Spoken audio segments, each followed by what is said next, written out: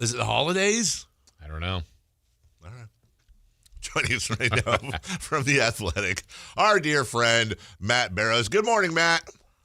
Morning, guys. What's going on?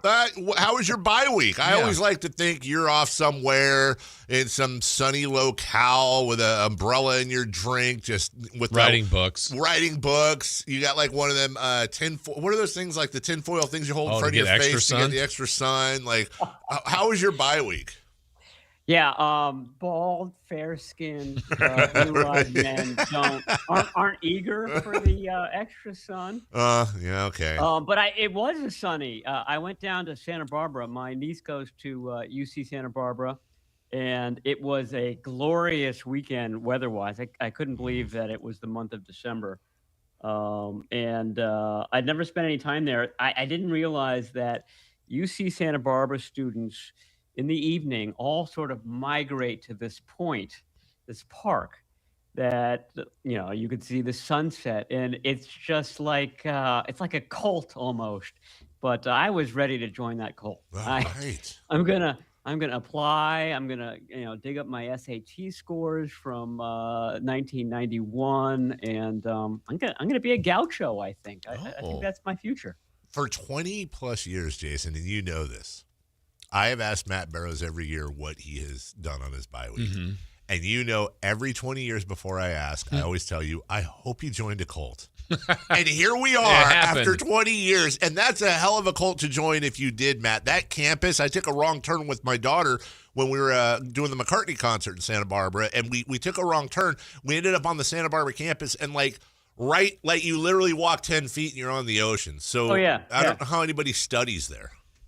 Yeah, it's if I'm in like Vermont or New Hampshire right now, and I know that there are students at UC Santa Barbara that are enjoying that weather and that climate, right, and those conditions, I'd start to kind of question my decisions in life. Were there any 49ers there with you? What was their plan? They had to have a few days off at least, right? You know what? It's so funny you asked that. George Kittle was in Santa Barbara. Part of the Colts? I did not see him, but I was told that he also spent his bye week in Santa Barbara. I went to the Gauchos basketball game with my niece. She's a huge sports fan, big 49ers fan. And they're good this year. Yeah. Gauchos scored 109 points. So they're legit. I didn't run into any 49ers, but Kittle was down there, I was told. Maybe he was covering you. Like they've turned the tide. Yeah, just give me my space, George. Stop coming up to me. Stop calling me. Journalism is my whole life. Yeah, I'm more than that. By the way, did you guys know, I feel like you did. Did you know a gaucho is it's Portuguese for a skilled horseman? It's a folk symbol of Argentina, Paraguay, Uruguay, and Brazil. I didn't. A lot like Matt. I would say Matt is probably a skilled horseman. Matt, your thoughts? I've had some bad incidents with horses. Like I get on a horse and I don't weigh very much, and the horse all of a sudden realizes I can do whatever I want. This guy has no control over me. Wow, because you're the master of the lead. So thank you. Wow. Thank you.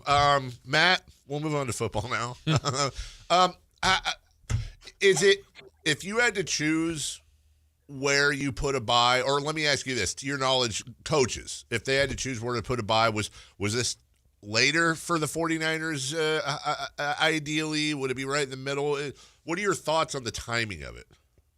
Yeah, I think if they had their druthers, they'd put it right smack dab in the middle, which is what the NFL does for the 49ers usually. This was an aberration.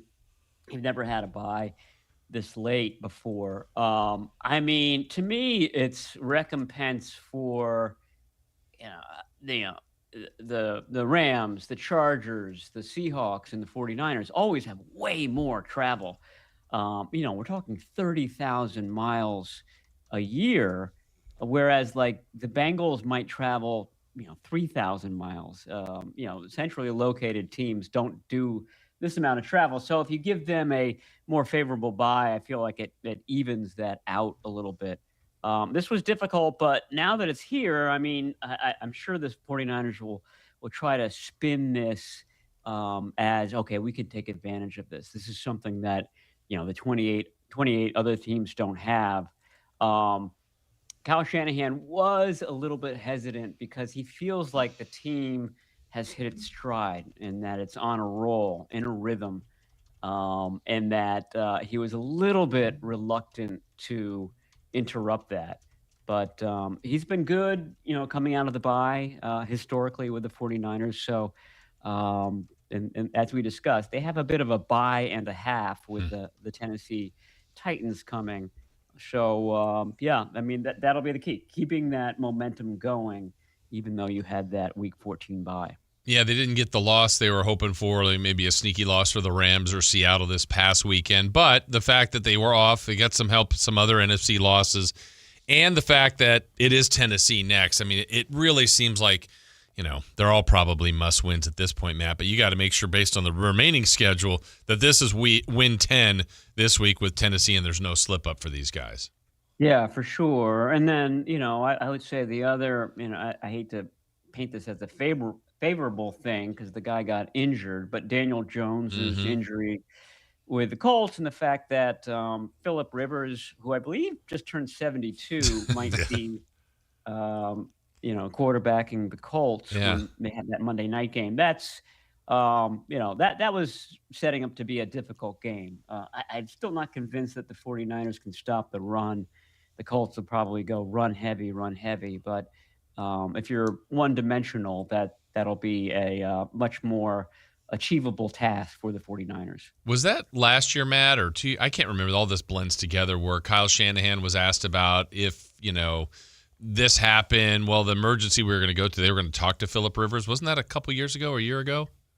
I think that was the 2022 year that Brock Purdy took over, and he was already the third quarterback. And then they went into the playoffs with just a couple of quarterbacks, and we all know it happened in Philadelphia. I believe it was that year. But, even at that point, it was a, sort of a crazy scenario that Phillip Rivers had been retired for X amount of years. And now we're talking 3 years beyond that. Phillip Rivers and John Lynch are buds. They live near each other. I think their daughters went to high school together. So that was the connection with Phillip Rivers. Who's a grandpa, like we were saying earlier with Sean Salisbury. Yeah, he's a grandfather. How amazing is that? Also, not the first who is? Oh, Brett Favre. Yes. Yeah, and all that. So Brock Purdy is not a grandpa.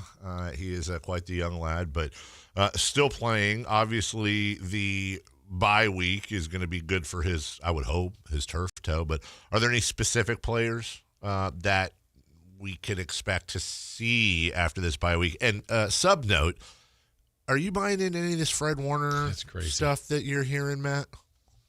Oh yeah, let me go to the injured guys, and then I have an opinion on Fred Warner. Sure. I think they're thinking about Eddie Pinheiro coming back. Okay. And Matt Gay did a fantastic job, and if they win a Super Bowl, Matt Gay absolutely deserves a ring for coming in and kicking, being perfect in Cleveland. Yeah. Yetur Gross-Matos, to me, might be the biggest one. He's the only one on IR specifically, so they'd have to open his window and have him come back. He's dealing with recovering from a hamstring strain. And then the two high ankle sprain guys, Tatum Bethune, another major component. He's a possibility, as is Sam Okuwanu, defensive end. So, each of those guys would be a huge addition for these, what I call the Final Four, the last 4 games of the season. And then as far as Warner, I cannot imagine that he isn't gunning. I mean, he's such a competitive person. You can't compete on the field. The only way you can kind of slake that competitive thirst is to sort of beat the odds. And I guarantee you he is gunning for a return during the playoffs. Wow. I saw him yesterday in the locker room. No crutches, no boot, no nothing. He's making progress. I've consulted a couple of orthopedic surgeons on what the timeline is for Fred Warner and the type of injury. Remember, he had the dislocation fracture of the ankle.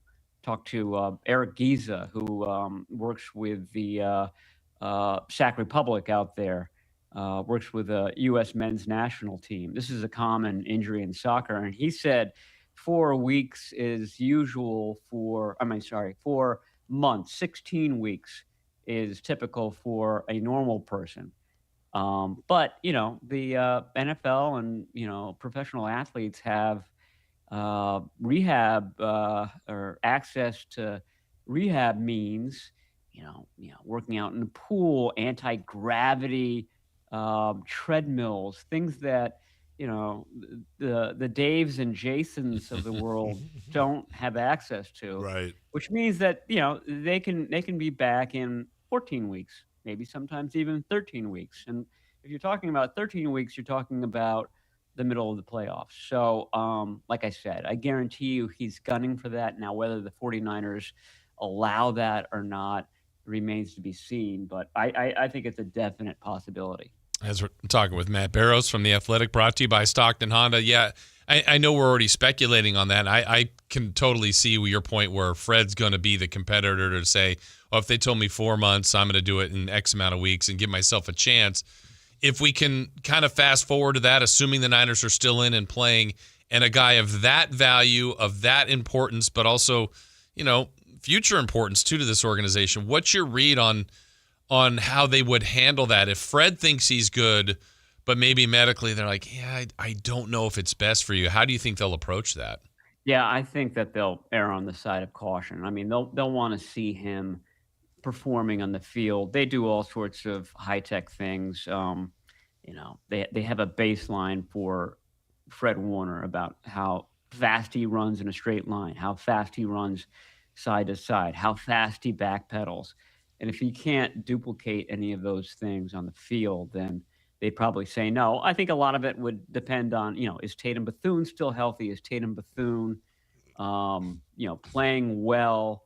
I remember a few years ago, Trent Williams was dealing, I think, with a high ankle sprain. I think it was the 21 playoffs, and sort of played in that championship game against the Rams. The Rams had a great defensive line, and he was not 100%. And he said, in hindsight, my backup would have been better than me in that game. It would have been better for, at that time, it was Colton McKivitz to play in that game instead of me. So that would be what Fred Warner and the 49ers would have to decide. Is Fred Warner at 85% better than Tatum Bethune at 100%? Matt, I know we've kind of circled around this a little bit with some of our conversation. I was reading something earlier. The Niners finished 29th last year in scoring defense. This year they're 8th, which makes almost zero sense when you consider Bosa out, Warner out, the other people they've missed. Also, they rank in the bottom half of the league in many major defensive categories, including expected points, takeaways, yards per play, defensive efficiency, etc. But this defense has kept them in the game for much of this year. Is it too simplistic to say that's the Robert Saleh effect? Is this something, no disrespect to Steve Wilkes, that would have happened if this was going on under him? Can you put a finger on it? Yeah, I mean, I think it's that for sure. They've also played the Cleveland Browns and the Carolina Panthers. The Cardinals were playing without their top quarterback, and he threw for something like 6,000 yards in that game. So I mean, there are, like I said, my concern for the 49ers as they move forward, they start playing good teams. The Seattle Seahawks is looming as one. Good teams are going to have good quarterbacks plus good running games. And the 49ers have played very few teams that have that combination. So I think that they're vulnerable when it comes to that. I think that, Robert Saleh can scheme things up as much as he can, but, you don't have, two of your top defensive ends. You don't have your all-pro middle linebacker. The chickens are going to come home to roost at some point. Matt, we're probably too far away to totally speculate on this because the division's not out of hand by any means, with the Rams and Seahawks both being 10-3 and the Niners at 9-4, still with another matchup with Seattle. But if the Niners don't win the division, how critical do you think they believe it is to try to get to 5, which means you're most likely playing, well, you would play 4, and that could be at this point like Tampa Bay or Carolina as opposed to that NFC North or I guess the Eagles, the North winner or the Eagles. Yeah, I think, for all sorts of reasons you want to do that. I don't think you want to play the Eagles in Philadelphia.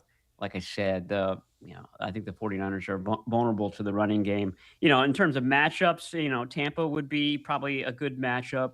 Carolina, obviously, they just smoked them.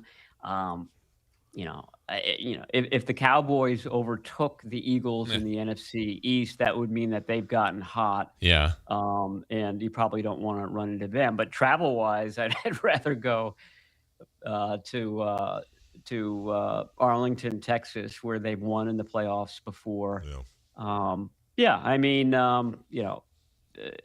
Heading south, short trip, that would be the ultimate. Don't want to go to Green Bay. Don't want to go to Philly. And maybe I'm projecting when I say this. I don't want to go to Green Bay. I don't want to go to Philly. That would be. But it's gonna flip several times in these last 4 weeks. Have we ever lost in the playoffs in Green Bay? I feel like we've played them 27 times, and maybe I've just blocked it out, Matt. I feel like we always beat Green Bay. They haven't lost. They haven't gone shorter than the NFC Championship game. That's right. In the playoffs under Shanahan. That's right. They win wherever they go, unless it's Philly or LA, or those are the only 2 spots that they've lost. Well, speaking of traveling, by the way, 9-4 coming off a bye. They leave Santa Clara once the rest of the season before the playoffs, that is, to go to Indy. You got home Tennessee at Indy, home Chicago, home Seattle. That's a tough 2 stretch, although the Colts, it's a little bit different than now. I know you're not a betting man, neither am I. We're not allowed to, of course, for our jobs. But 9-4, is this probably an 11-6 team, give or take a game, would be your guess? Yeah. I think so. I forget what the odds are that they make the playoffs from this point onward. But, they gained a spot by not playing. So it's favorable. I mean, their strength of schedule is probably in the top third, maybe the bottom of that first bracket, because of the Colts and because of the Bears and because of the Seahawks. But again, like the Colts aren't going to be as strong as they were at the beginning of the season. I think that they're headed for the playoffs, and the dream is that they come back from Indy and they would never have to travel again. The Super Bowl being in Santa Clara. Yeah. So they had practice at their home facility. Remember all the drama about UNLV last year? They were beside themselves. They could not believe how bad the practice situation was for them. They were freaking out. And at a time where you're playing Patrick Mahomes, you want to be as calm as possible. That would be just a huge advantage for them. That would require obviously winning the number 1 seed, winning the division.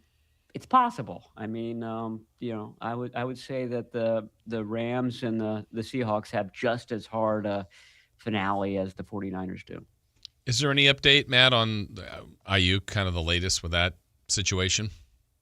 No update other than, no update means that, no communication. Wow. I keep going to, they had what was called a bonus practice yesterday, because they're coming off their bye. They don't usually practice on Mondays.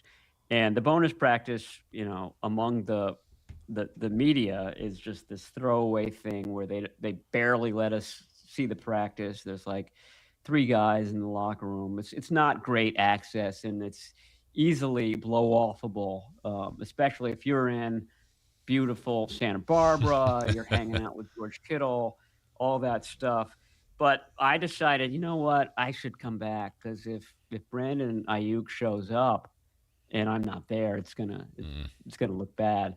So I went back for that, and of course he was nowhere to be seen. And he hasn't been seen by anybody in the media, at least for 2 months now. Supposedly he comes in very early in the morning to do his rehab stuff and then skedaddles, and that's it. We were going to see him catch a ball for the Niners again. When? I said, are we? Do you think ever? Are we? Yeah. I mean, it's unfair. I'm asking you to. I don't think so. Yeah. I mean, the rationale for yes would be that okay, they're in the spotlight. He realizes that he might get cut in the off season. He'd be basically auditioning for the other 31 teams, and he's coming off this major injury. So it would be in his financial interest to do that. What he probably would do is sign a short-term deal with a team, prove it, in 1 year, and then before the age of 30, have another long-term deal if he succeeds. All right, Matt goes down to. I was trying to say Santa Barbara. Matt goes down to Santa Barbara. Doesn't get a sunburn. Comes back. And by the way, Matt, I think we both agree, and I'm not really a Southern California guy, as everyone knows. Santa Barbara doesn't count as Southern California. It's its own thing. It is 100%. It's like its own little country. Like it's not even. I don't even feel like it's even part of California. It's weird. It's a little paradise. It is. It's paradise. And when I say weird, I mean in all the good ways. Like, oh, hey, here's a bunch of missions, and here's a hill, and here's some hippie cafe looking thing, and I'm gonna get a coffee and a beignet and walk to the ocean, and there's some lady in a tie-dye shirt that wants to sell me a bird. Like, this is my type of place. It's the West Coast Key West. Yes, that's perfect. That's why he's. Did you buy the bird, Matt, from the lady? I didn't. It was saying some foul things. That was George Kittle, dude. Yes.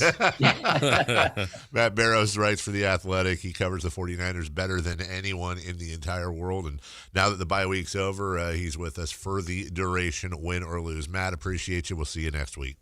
All right. Talk to you then, guys. See ya. Thank Bye-bye. you. Why did I hang? I turned You off hung my up mic on him. instead of Yeah. hanging up on him. I can just picture him hanging out at the beach. I can too. No skin exposed. No? No. Okay, because I was thinking, I mean, I don't want to He said fair-skinned. So no Niner Speedo? Well, that. I mean, yeah. that's a visual. Over. Okay. Yeah. Oh, go ahead. No, go ahead. No, I'm go- waiting. no, Well, you go then the ahead. question is what does he do head-wise? Supersize hat. So like the big floppy hat? Huge Yes, floppy like hat. oversized. Like a living Sun hat. A living version of Weekend at Bernie's. Like where he's just got the shades and all of that. Yeah. Yeah. Okay. Or is it just like a thick layer of sunscreen? Oh, he's everywhere? got that on the nose. Yeah. Oh, yeah. He's got like his nose is white and creamy. Yeah. Sunscreeny. It's like the late great Bill Walton. He used to do that, like he'd go bike riding, and his face just looked like he got annihilated by seagulls because he had, he's fair skinned with the red hair, and he would just Got to make sure I'm protected. That's right, Dave. The reason why, we'll take a break. When we come back, what do DeMarcus Cousins, Sam Amick, Vivek Ranadive, and Scott Perry all have in common? They're all going to be a part of this next segment.